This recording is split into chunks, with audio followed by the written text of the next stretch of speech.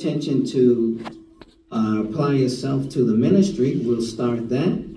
And this first part is starting a conversation. And Brother Razmus and Brother Tigalar will do this. But just keep in mind, this is Brother Razmus' first part here in West. So we look forward to welcoming him to our congregation on the parts here. Good evening. Oh, hi. Good to see you. Yeah, my name is Chad. What was your name? Mike. Mike, nice to meet you. Looks like you're working on a project here. Yeah, I got this Dyson sweeper and the battery's dead, so I'm trying to get a new one in there. It's kind of complicated.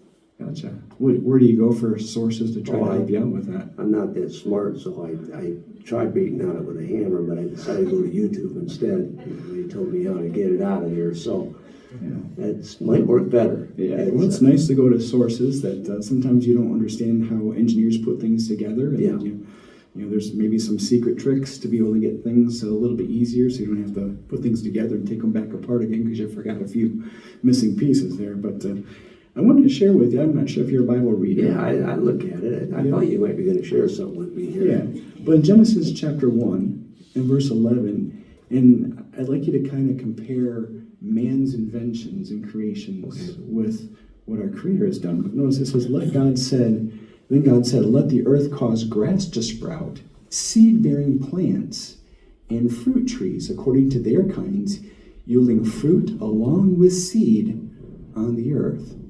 So when a fruit tree blossoms and it creates fruit, what else does it create? Yeah.